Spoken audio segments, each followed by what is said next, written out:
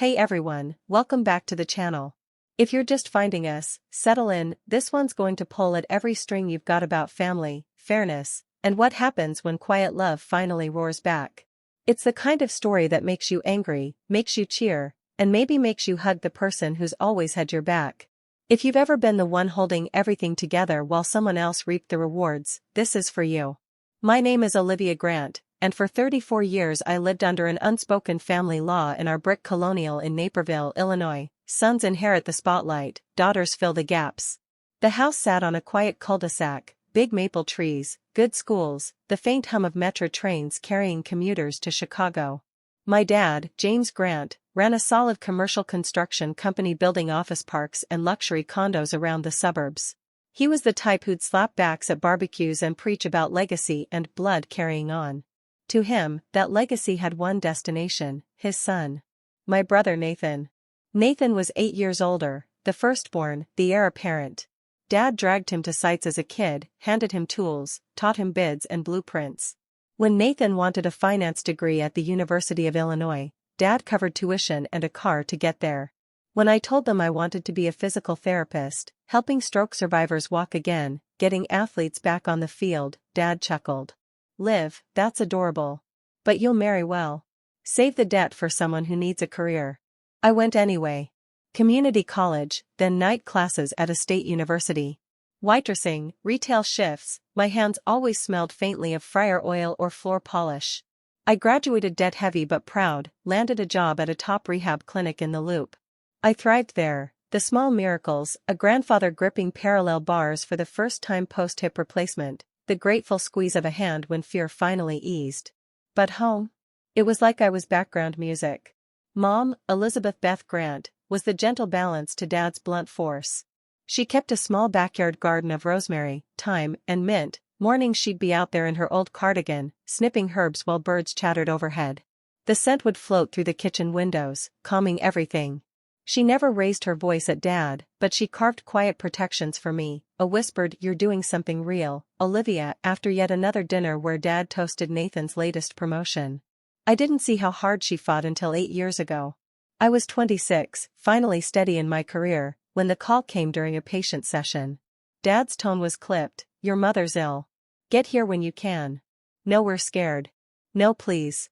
Just obligation, already assigned. I reshuffled my world. Went per diem so I could drive Mom to chemo at Rush University Medical Center, the sharp antiseptic smell, the cold drip of IVs, her thin fingers laced through mine as nausea rolled in waves. I'd talk her through it, play her favorite old jazz playlists, hold cool cloths to her forehead. Dad showed up sporadically, always glancing at his phone, discussing contracts in the corridor. Nathan? 4 visits in 3 brutal years. 4. He'd arrive in crisp Armani, peck Mom's cheek, mutter about traffic on the Eisenhower, then disappear back to his sleek condo in Streeterville with his fiancée, Sophia, a social media strategist obsessed with aesthetic and branding. Sophia barely acknowledged Mom. One visit, she spent the hour browsing luxury listings on her phone, murmuring to Nathan about how the right windfall would let them upgrade to Gold Coast. I caught it while refilling water, her voice low, excited. My chest tightened, but I pushed it down. Grief, I told myself. Grief makes people say things. Mom saw it all. One sleepless hospital night, rain drumming the windows like restless fingers, she gripped my wrist with surprising strength. "Olivia," she whispered, eyes bright despite the exhaustion, "I've been getting ready. For you. Not because you're lacking, because you've always given more than anyone asked. Trust I've handled it." I assumed she meant comfort. A mother's words to soothe. I had no clue she'd spent a decade quietly dismantling the rules they all took for granted. Picking up right where we left off, Mom's quiet promise in that dim hospital room, her hand tight around mine like she was passing me something heavier than words. I didn't understand then.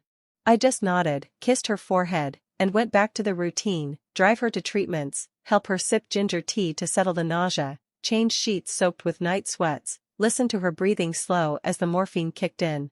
The scent of rosemary from her garden still clung to her hospital gown when I brought it home to wash. It felt like holding on to a piece of her that hadn't been taken yet. Nathan and Sophia kept their distance. He'd text once every few months, "How's Mom doing? Busy week here, closing a big deal. No offer to help. No need me to come sit with her?" Sophia posted curated photos of their rooftop dinners overlooking the Chicago River, captions about grateful for the view and the life we're building. I'd scroll past them on break, stomach nodding, then pocket my phone and go back to Mom's room. Dad faded faster than anyone expected. The stress of the business, the hospital cafeteria coffee, the unspoken guilt, he had a massive heart attack 18 months after Mom's diagnosis. Gone in minutes. The funeral was small, gray-skied, held at a chapel in Wheaton. Nathan delivered the eulogy, 10 minutes on Dad's work ethic, his handshake deals, how he'd built something real. Mom got 3 sentences. And our mother, who supported him every step. I stood in the back row, arms crossed so tight my nails dug into my palms, fighting the urge to walk out. 2 weeks later, Mom slipped away peacefully in her sleep. I was holding her hand when it happened. The room smelled faintly of lavender hand cream I'd rubbed into her skin that morning. The monitor flatlined with a soft, final tone. I didn't cry right away. I just sat there, stroking her knuckles, whispering, "You did it, Mom. You fought so hard." Nurses gave me space. Eventually Karen Ruiz, my supervisor at the clinic, who'd become like an older sister, came to get me. She wrapped me in a hug that smelled like coffee and antiseptic. "Come stay at my place tonight," she said. "You're not going back to that empty house alone." I didn't argue. The morning after the funeral, Nathan called. His voice was clipped, professional, like he was closing a transaction. "Liv, we need to talk about the house. Dad's wishes were clear, everything goes to the son. That's how he set it up years ago. The Naperville place is mine now." I was sitting on Karen's couch, still in yesterday's black dress, clutching a mug of tea that had gone cold. "The funeral was yesterday, Nathan. Mom's flowers are still on the grave." "I know. But business is business. You've got a week to get your stuff out. I'm changing the locks Friday." The words landed like a slap. I pictured the house, the wide front porch where I'd learned to ride a bike, the kitchen where Mom taught me to make her herb-roasted chicken, the bedroom where I'd sat up nights studying while she brought me chamomile. All of it, gone in a text message eviction. "Nathan, I lived there. I took care of her. Every day for 3 years. You chose that. I built a life. A career. You can't expect." "I expect decency," I cut in, voice shaking. "At least wait until the will is read." He laughed, short, dry. "The will's a formality. Dad's lawyer already confirmed. Sons inherit the core assets. You get whatever scraps are left after taxes. Be grateful I'm giving you time to pack." Grateful. The word tasted like ash. I hung up. Karen found me curled on the couch, staring at nothing. She didn't push. Just sat beside me and said, "Whatever comes next, you're not facing it alone."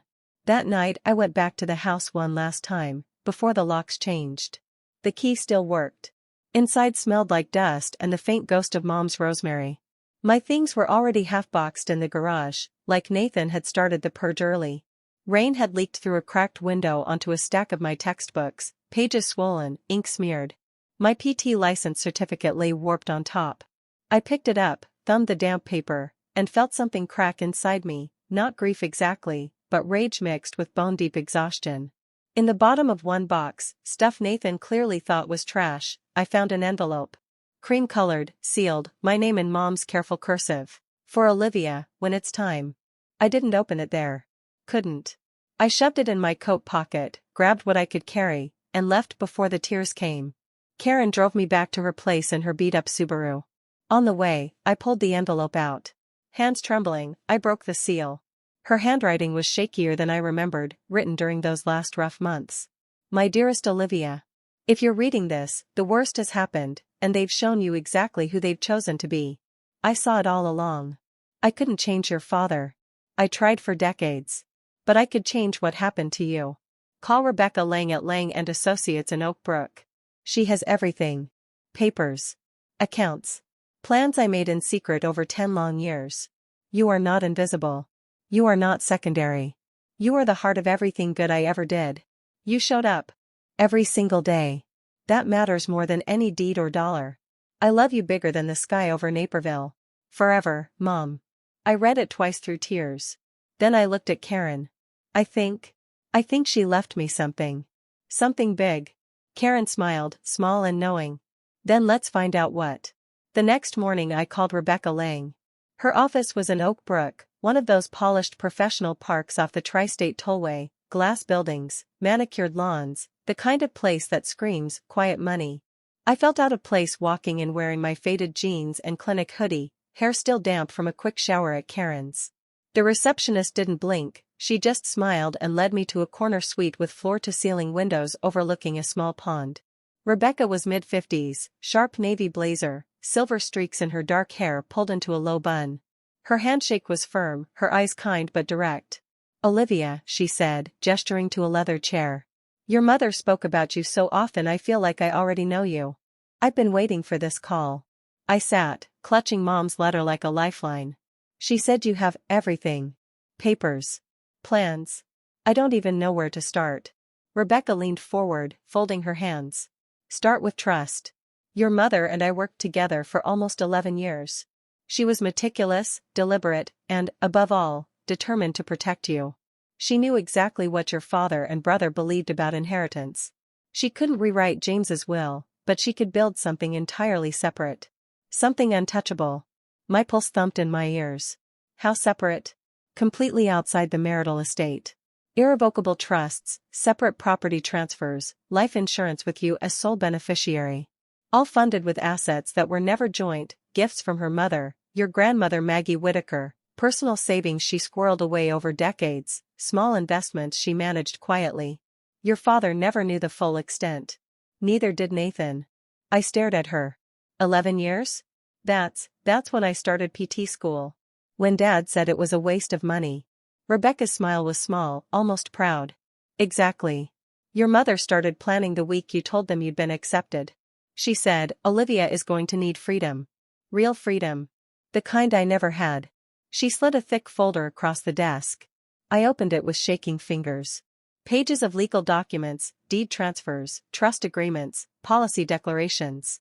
Numbers jumped out, property valuations, account balances, growth projections. My eyes blurred.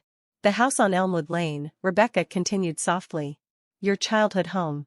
5 years ago, your parents transferred title solely to your mother's name. It was framed as asset protection during a potential business lawsuit your father was facing, standard planning. He signed without reading the fine print. The deed was never reverted. The house, appraised last year at $780,000, is legally hers. And she left it to you." The room tilted. That house. The porch swing where Mom read to me on summer evenings, the kitchen island scarred from years of chopping herbs, the narrow hallway where Nathan used to block me from getting to the bathroom just to make me late for school. All mine. Not his. "There's more," Rebecca said. "An irrevocable trust your grandmother seeded 11 years ago with $450,000 of her own inheritance money, funds from selling her Lake Geneva cottage. Your mother invested conservatively, index funds, bonds. No commingling with your father's accounts. Current value is just over $1.4 million. You're the sole beneficiary. It bypasses probate entirely." I pressed a hand to my mouth. $1.4 million. Mom, who clipped coupons, who drove the same Honda Civic for 15 years, who never bought herself anything nicer than drugstore hand cream, had turned a quiet gift into a fortune. For me. And life insurance, Rebecca added. A $600,000 term policy she took out when you were 18. Premiums paid from her personal checking account, funded by annual gifts from Maggie. You're the only named beneficiary. Your father and Nathan were never listed. The number swam. House. Trust. Insurance. Over $2.7 million total, not counting the small percentage I'd get from Dad's estate after debts. It felt unreal. Like waking up in someone else's life. Rebecca watched me carefully. "There's a formal reading next Thursday. Both wills, your father's and your mother's, will be presented together. Nathan and Sophia will be there. Your grandmother Maggie insisted on attending too. She wants to see this through." I swallowed. "Nathan thinks he's getting everything. He already changed the locks. Threw my stuff in the rain." "I know," she said quietly. "Your mother anticipated resistance. She recorded a video explanation, 40 minutes, where she walks through every decision. She had a psychiatrist evaluate her competency during the last update, just in case. It's ironclad." I looked out at the pond, sunlight glinting off the water. A family of ducks glided across the surface, calm and oblivious. What do I do until then? Rebecca's voice was steady. Nothing dramatic. Don't confront him. Don't sign anything he sends. Don't react. Let him dig his own hole. Your mother spent over a decade making sure the ground under him isn't as solid as he thinks. I nodded slowly. The anger that had been simmering since the eviction flared brighter, not wild, but focused. Nathan had treated me like I was disposable. Mom had spent years proving I wasn't. As I left the office, folder tucked under my arm, my phone buzzed. Nathan's name on the screen. I let it go to voicemail. His message was smooth, almost conciliatory. Hey Liv, I've been thinking. This whole thing's messy. Let's not drag it out. I've got a check ready, $15,000. You sign a waiver on any claims, walk away clean. It's generous. Call me. Generous. I deleted the message without replying. Thursday couldn't come fast enough. Thursday arrived gray and cold, the kind of Chicago February day where the wind cuts through your coat like it has a personal grudge. I drove to Oak Brook with the heater blasting, Mom's letter folded in my pocket next to her old silver locket I'd started wearing every day. The locket held a tiny photo of us at my PT graduation, her smiling wide, me in my cap and gown looking exhausted and triumphant. Touching it felt like carrying her with me. Lang & Associates conference room was all dark wood and soft lighting, long mahogany table, leather chairs, a wall of bookshelves that probably cost more than my old car.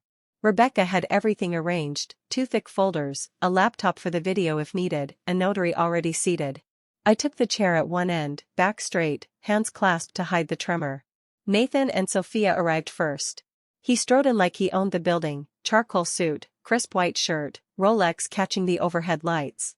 Sophia followed in a cream cashmere coat, heels clicking, phone already in hand. Nathan's eyes flicked to me, then away, a small smirk tugging his mouth. Liv, didn't think you'd show. Figured you'd take the 15 grand and save us all the drama. I met his gaze evenly. I'm here for Mom's wishes. Not yours. Sophia gave a tiny laugh, settling beside him. This should be quick. Your dad's will is straightforward. We can all be out of here before lunch. Grandma Maggie arrived next. 81, silver hair in a neat chignon, navy wool dress, the same pearl earrings she'd worn since the 1970s. She moved slowly but deliberately, cane tapping the floor. When she saw me, her face softened. She took the seat right beside mine, reached over, and squeezed my hand hard. Your mother raised a fighter, she whispered. Don't forget it. Nathan's smirk faltered for half a second when he noticed her. Grandma. Didn't expect you. Maggie's voice was calm steel. Your mother asked me to be here. So here I am. Rebecca cleared her throat and stood at the head of the table. We'll read both wills today, James Grant's and Elizabeth Grant's. They are separate instruments. Let's begin with Mr. Grant's. She opened the first folder. The language was dry, legal, executors named, debts paid, funeral wishes honored. Then the distributions. To my son, Nathan James Grant, I bequeath 75% of my personal and business assets, including my ownership interest in Harper Construction, all vehicles, tools, equipment, and my share of jointly held financial accounts. Nathan nodded once, satisfaction settling over him like a blanket. Sophia's fingers relaxed on her phone. To my daughter, Olivia Elizabeth Grant, 30% of remaining personal liquid assets after expenses and taxes. Rebecca paused. Estimated net after debts, approximately $28,000 to Ms. Grant. Nathan leaned back, arms crossed. That's more than fair, Liv. Dad always said sons carry the name. You get a nice cushion to start over. Sophia murmured, we can close on the new place next month. Rebecca closed the folder without expression. That concludes James Grant's will. Now, Elizabeth Grant's estate. Nathan straightened slightly. Mom didn't have separate assets. She was a homemaker. Everything flowed through Dad. Rebecca's voice stayed level. Not entirely accurate. She opened the second folder. The room felt smaller, the air thicker. First, Rebecca said, sliding a document across the table, the residence at 142, Elmwood Lane, Naperville. Title was transferred solely to Elizabeth Grant 5 years ago for legitimate asset protection purposes during a business litigation threat against Mr. Grant's company. The transfer was never reversed. Current appraised value, $780,000. Mrs. Grant devised the property in full to Olivia Elizabeth Grant. Nathan snatched the paper. His eyes scanned frantically. This can't, Dad would never. Your father signed it, Rebecca replied. He believed it was temporary. He never followed up. Sophia's face paled. That house is worth almost $800,000? Rebecca continued smoothly. Next, an irrevocable trust established 11 years ago, funded entirely by a gift from Margaret Whittaker, your grandmother. Principal, $450,000. Invested conservatively. Present value, $1,410,000. Sole beneficiary, Olivia Grant. This trust is non-probate, non-modifiable without beneficiary consent, and never commingled with marital funds. Nathan's jaw tightened. Grandma. You funded this? Maggie looked at him levelly. I gave my daughter money that was mine to give. What she did with it was her choice. Nathan turned red. This is insane. Mom couldn't have. Your mother was fully competent, Rebecca interjected. Psychiatric evaluation dated 18 months ago confirms it. She also recorded a 40-minute video explaining every provision. It's available if contested. Sophia whispered urgently to Nathan. He shook his head, voice rising. She was on chemo. Meds. She wasn't thinking straight. Rebecca tapped a USB drive on the table. The video addresses that concern directly. Your mother anticipated objections. I sat silent, heart hammering. Nathan's confidence was cracking, small fissures, but visible. He kept glancing at the numbers, then at me, like he was recalculating everything he thought he knew. Rebecca wasn't done. Finally, a $600,000 life insurance policy, premiums paid from Mrs. Grant's separate account. Sole beneficiary, Olivia Grant. The total hung unspoken, over $2.79 million. Nathan's face drained of color. Sophia gripped his sleeve so hard her knuckles whitened. Maggie leaned toward me, voice low. Your mother didn't do this for revenge. She did it for justice. For you. Nathan stared at me across the table. For the first time in years, he looked small. The silence in the conference room stretched so thin it felt like glass about to shatter. Nathan's face had gone from smug to ashen in under 5 minutes. Sophia kept squeezing his arm like she could anchor him back to reality. Grandma Maggie sat perfectly still beside me, her hand resting lightly on mine under the table, steady, warm, a quiet reminder that I wasn't alone in this. Rebecca's voice cut through the hush like a calm blade. Before we moved to the final asset summary, Mrs. Grant requested that a specific letter be read aloud to all present. She wrote it 18 months ago, during treatment, and asked that it be delivered in her own words. Nathan shifted forward, voice tight. She was sick. Medicated. That letter can't be. Your mother's competency was independently verified, Rebecca said evenly. Dr. Elena Vasquez, board-certified psychiatrist, evaluated her the same day she signed the final codicil. The report is in your packet. She was lucid, oriented, and fully understood the implications of her decisions. She also insisted on recording herself explaining every choice, 43 minutes. We can play it now or later. Your call.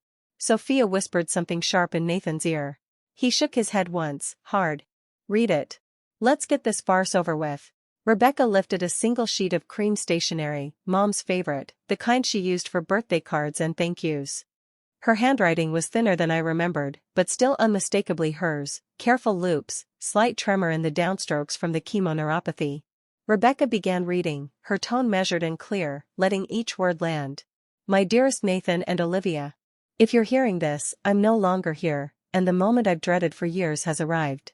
First, know that I loved you both, fiercely, imperfectly, completely. Love doesn't erase what I saw, though. It doesn't blind me. For 35 years I watched your father build a world where sons mattered more. Not because he hated daughters, but because he simply didn't see us the same way. Nathan was given every door. Olivia had to kick hers down. I tried to change him. God knows I tried. Quietly, persistently, for decades. He never budged. When Olivia told us she wanted to be a physical therapist, your father laughed. Nathan got Northwestern without a second thought.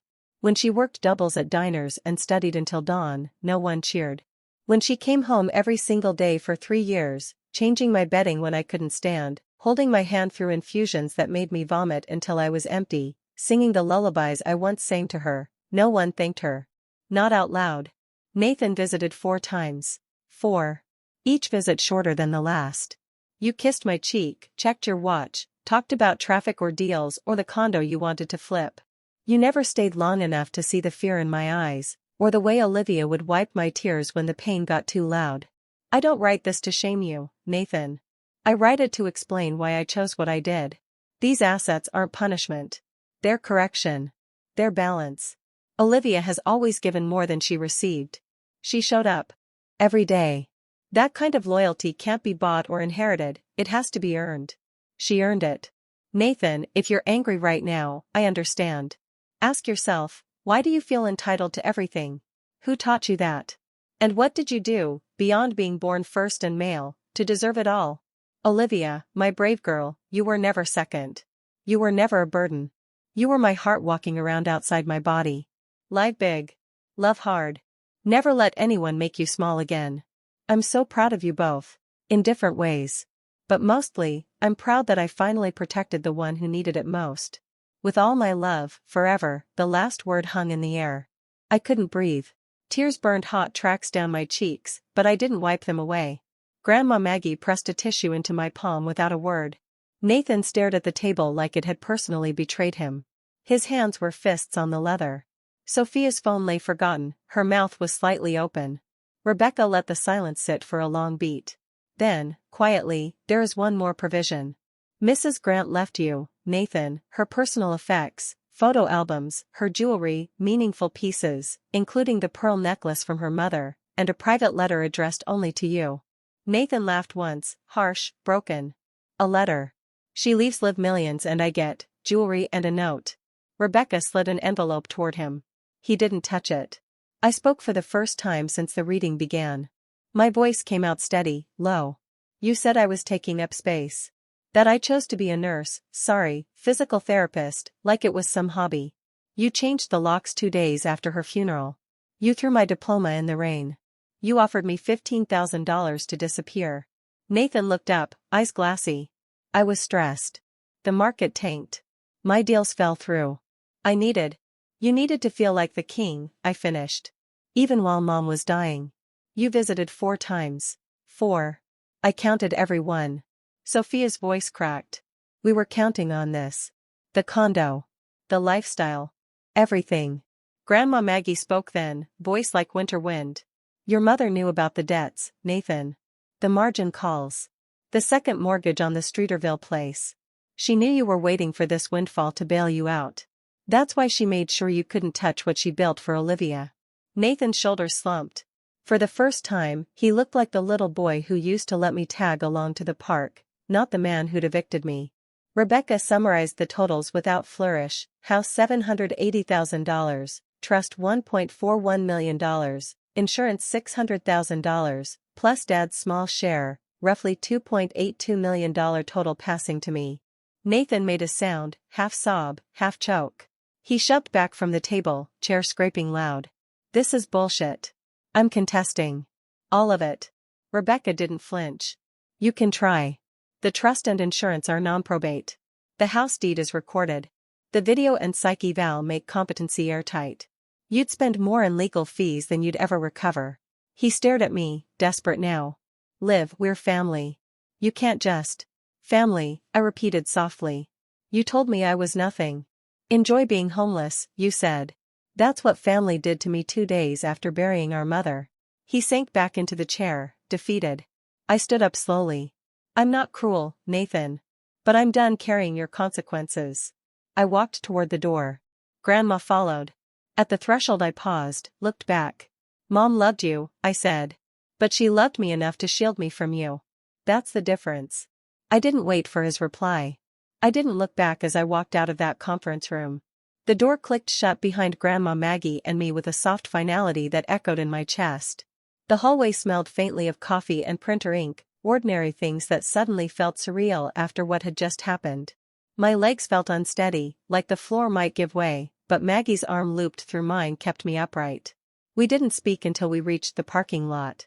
Snow had started falling in lazy, fat flakes, dusting the cars like powdered sugar.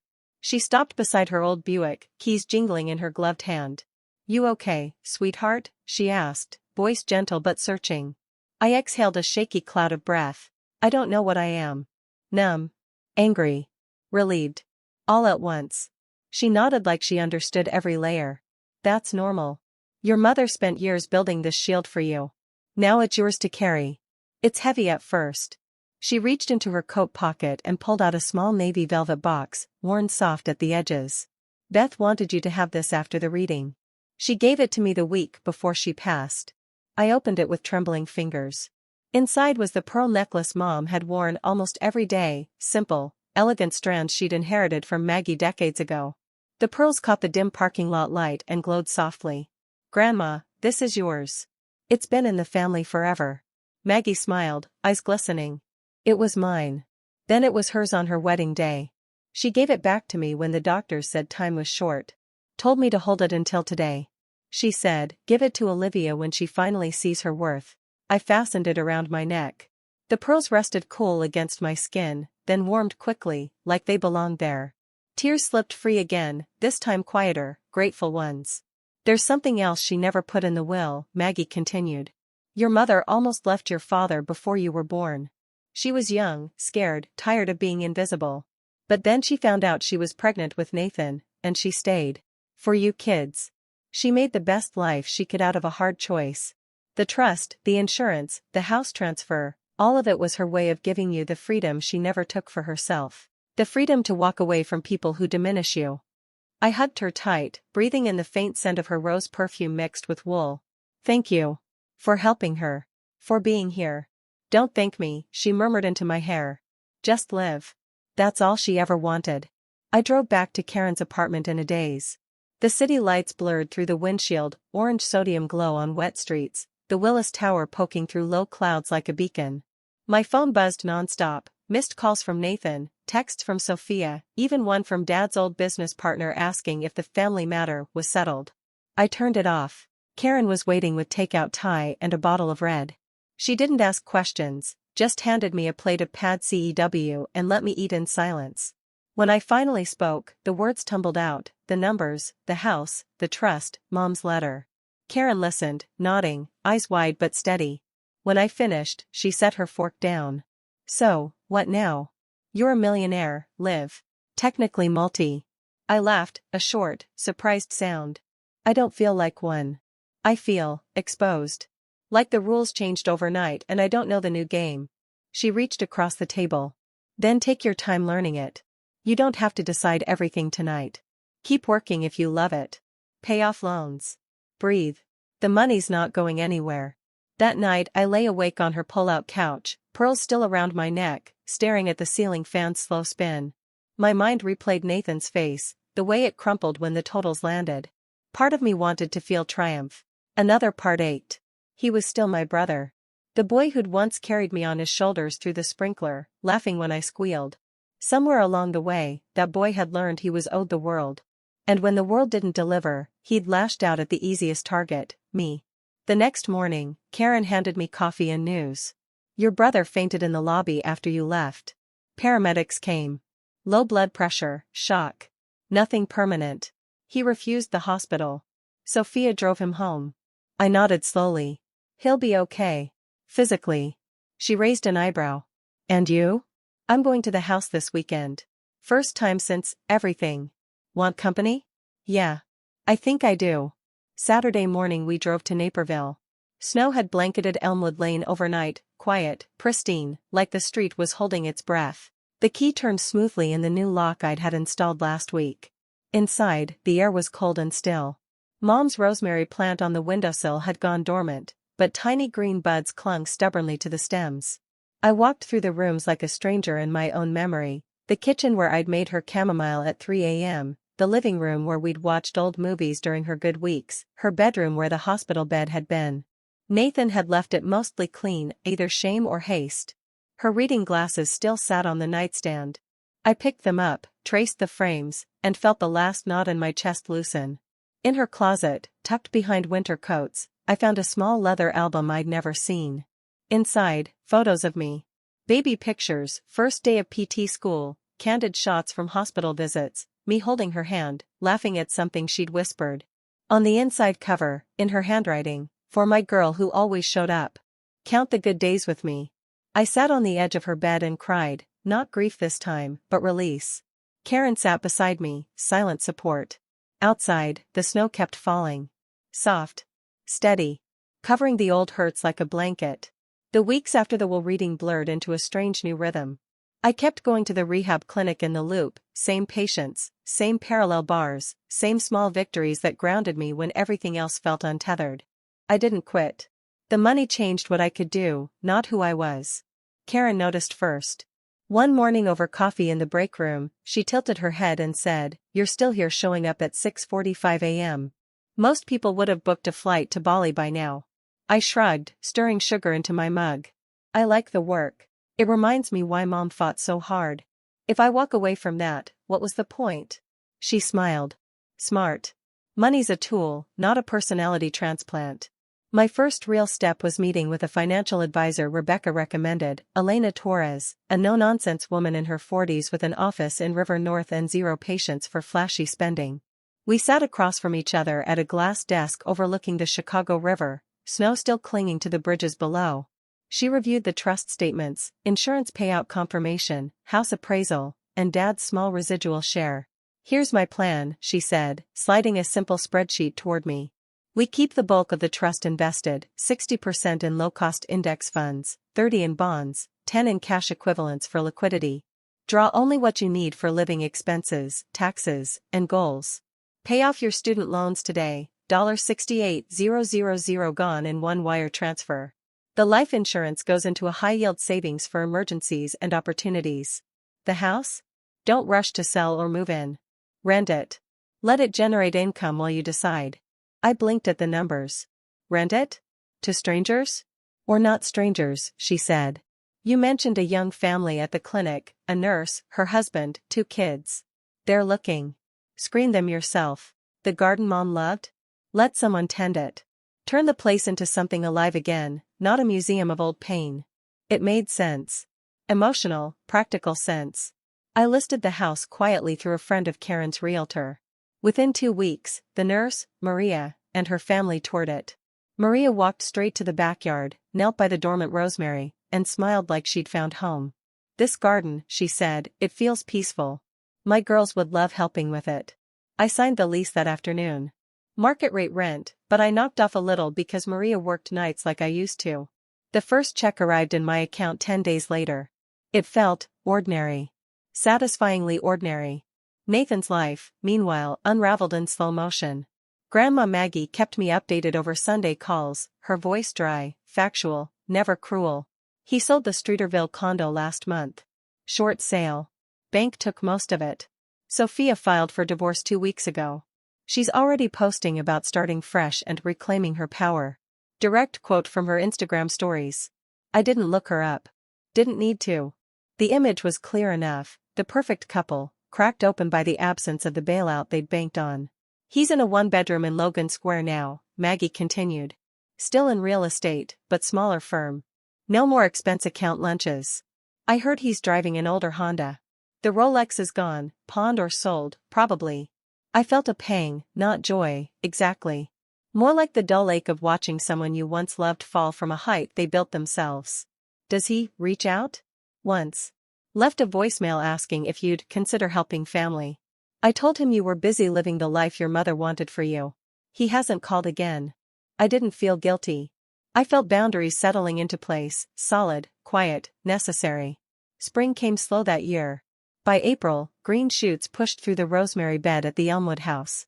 Maria sent photos, her daughters planting basil starts, tiny hands in the soil. I smiled at my phone in the clinic locker room, thumbs brushing the pearl necklace I wore daily now. One evening after a long shift, I drove to Naperville alone for the first time. The streetlights glowed soft orange. I let myself in with my key, no hesitation this time. The house smelled faintly of fresh paint and herbs. Maria had started a small indoor pot on the windowsill. I walked to Mom's old bedroom. The hospital bed was gone, replaced by a simple queen with a quilt she'd made years ago. On the nightstand, her reading glasses, now dusted but untouched. I sat on the bed, opened the leather album again. Flipped through the photos, me at every age, every milestone. Mom had captured them all, even the ones no one else noticed. On the last page, a blank spot with a sticky note in her handwriting, "Room for more good days." I traced the words with my finger. Then I pulled out my phone and took a selfie, me sitting there, pearls gleaming, small smile breaking through. I sent it to Grandma Maggie with one line, starting to fill it. Her reply came fast, she'd be so proud. Keep going, sweetheart. I stayed until the sky turned indigo, then locked up and drove back to the city. The road felt lighter. Not perfect. Not erased. But lighter. Time has a funny way of softening edges you thought would stay sharp forever. A year after the will reading, the sharp sting of Nathan's words had dulled, not gone, but quieter, like an old scar you notice only when the weather changes. I wasn't the same Olivia who sat frozen on Karen's couch that first night, clutching Mom's letter like it was the only thing keeping me from falling apart. I was still me, same stubborn streak, same love for helping patients walk again, but with room to breathe. Real room. The doctor of physical therapy program kept me busy. Classes 3 nights a week, clinical rotations at a neurorehab center near the lakefront, research papers on gait training after spinal injuries. My classmates were a mix, some fresh out of undergrad, some mid-career like me. They didn't know my backstory, and I didn't volunteer it. When someone asked why I was still working part-time at the clinic instead of living off the trust, I just smiled and said, because I like the people. And because sitting still isn't my thing. Karen became my unofficial study partner.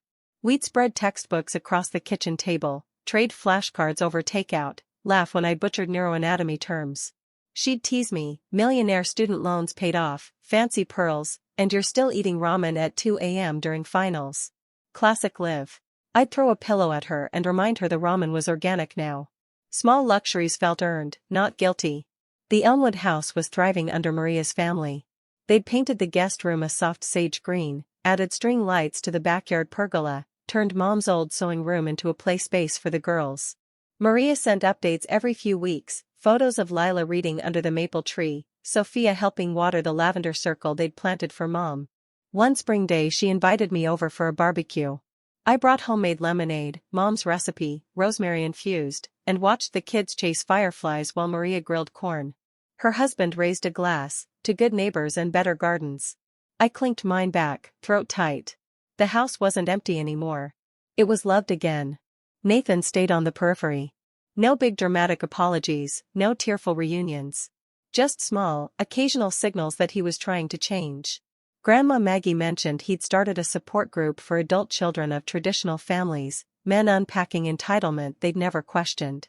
He'd sold most of his remaining assets to pay off debts, taken a steady, if unglamorous, job at a mid-tier real estate firm handling rentals. No more Rolex. No more Streeterville views. He'd texted me once, 6 months after the divorce, I'm sorry. Not just for the house. For all of it. I get it now, or I'm starting to. No pressure to reply. I read it 3 times, then archived it. Not forgiveness yet. But acknowledgement. That was something. I didn't block him. I just didn't open the door wider either. Boundaries aren't walls, they're gates. You decide who walks through, and when.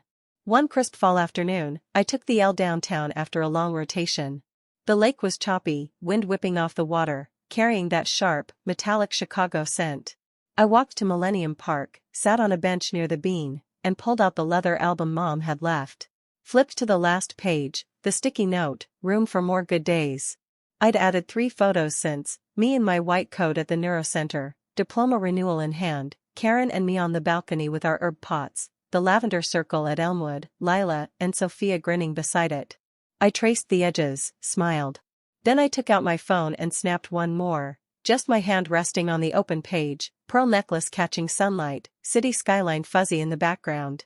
I sent it to Grandma Maggie with a simple caption, filling the pages. Her reply came quick, she's smiling down at every one. Keep filling them, sweetheart. That evening I met Karen for dinner at a little Italian place in Lincoln Square. Over tiramisu, she asked the question I'd been waiting for someone to voice. You ever think about forgiving him? Nathan, I mean.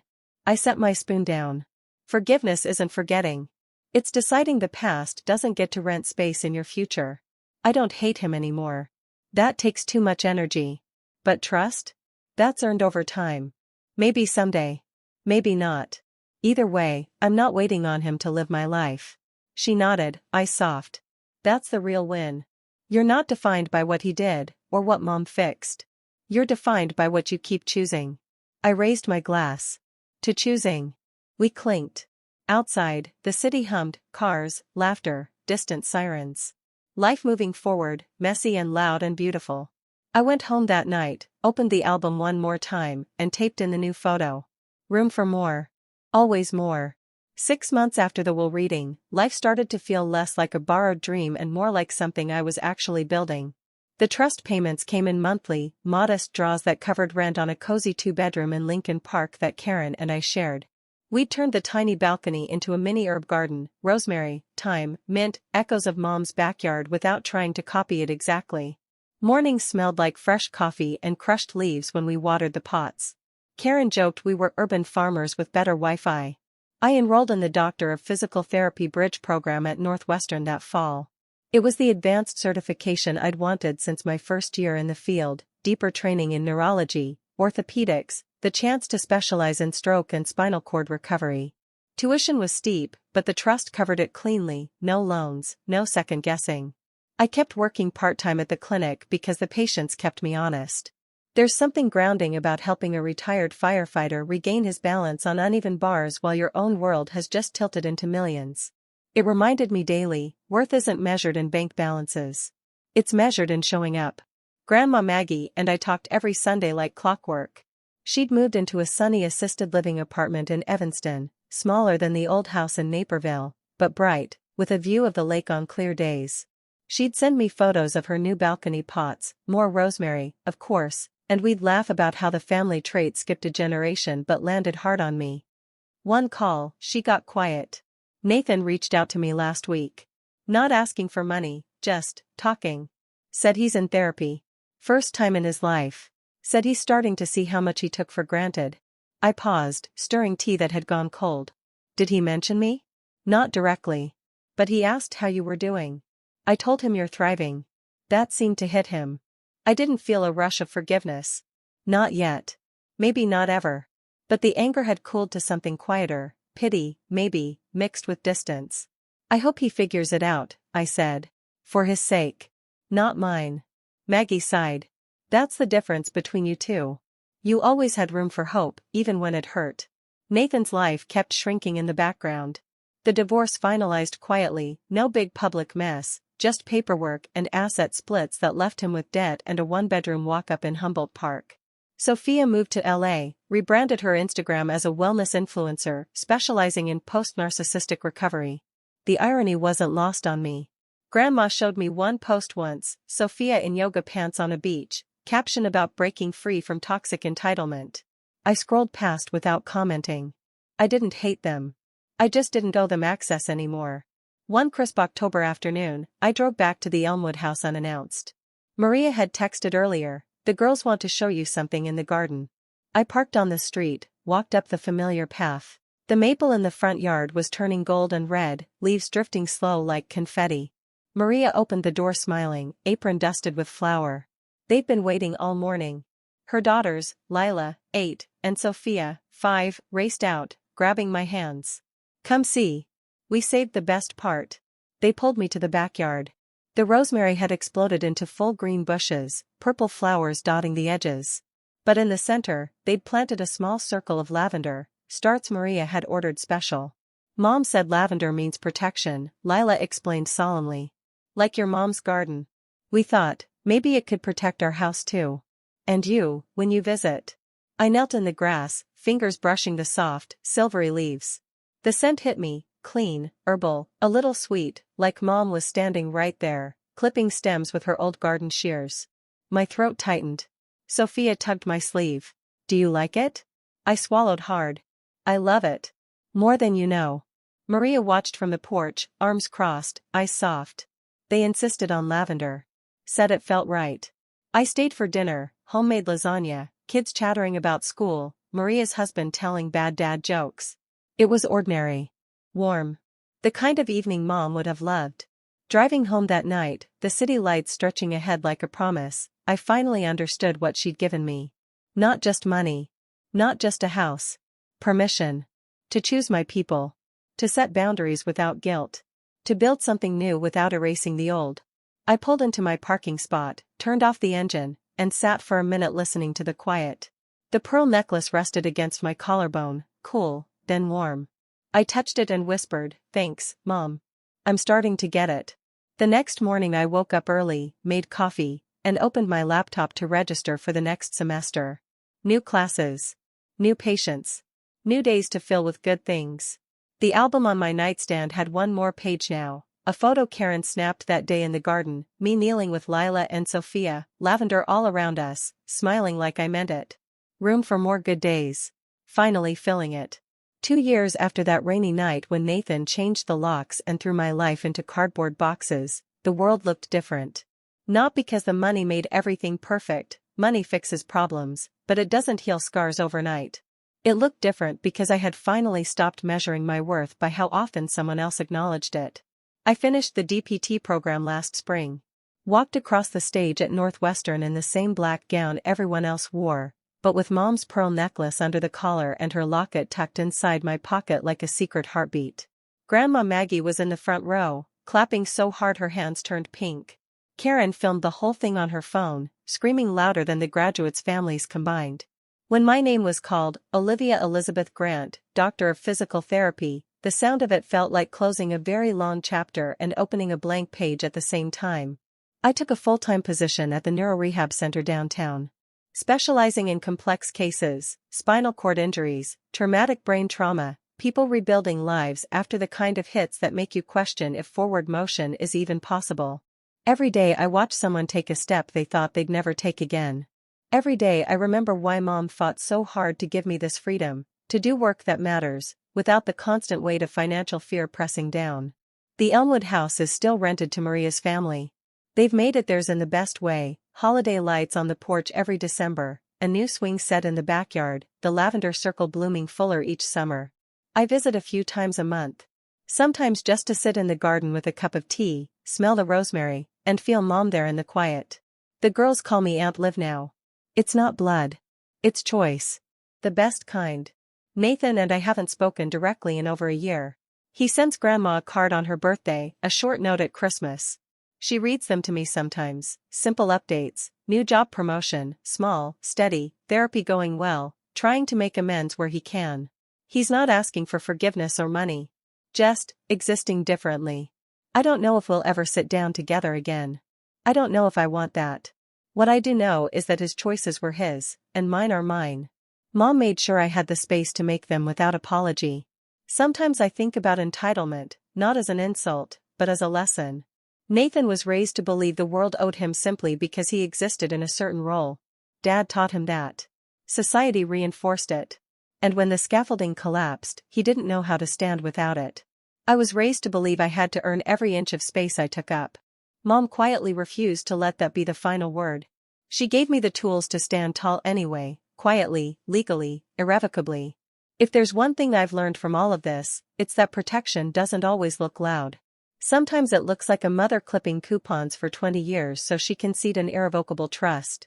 Sometimes it looks like a grandmother handing over her inheritance without fanfare. Sometimes it looks like a daughter finally saying no without shouting. To anyone watching who's ever been told they're too much, or not enough, or that their role is to serve while others shine, hear me clearly, they were wrong. You are not secondary. You are not a supporting character in someone else's story. You are the main event. And if the people who should have protected you didn't, you get to become your own protector. That's not betrayal. That's survival. That's love, with boundaries. Mom didn't leave me millions to make me rich. She left them so I could choose. Choose my work. Choose my peace. Choose who gets access to my life. And every day I wake up grateful, not just for the money, but for the permission she gave me to believe I deserved it. I still wear the pearls. Still keep the album on my nightstand, pages filling slowly with new good days, me and Karen on the balcony at sunrise, patience standing taller, lavender blooming in someone else's yard but feeling like mine. I don't know what the next chapters hold. I just know I'm finally writing them on my own terms. If this story hit something deep for you, if you've carried the weight while someone else got the credit, if you've ever had to protect yourself from the people who were supposed to protect you, drop it in the comments. Tell me about the person who showed up for you, or the moment you decided to show up for yourself. I read every single one. Thank you for staying with me through this. From the rain-soaked boxes on the lawn to the quiet garden 2 years later, it's been a hell of a ride. If it meant anything to you, hit that like button, subscribe if you want more stories like this, and share it with someone who needs to hear they're not alone. You've always been enough. Sometimes it just takes the right person, or the right plan, to remind you. I'll see you in the next one. Take care of yourselves out there.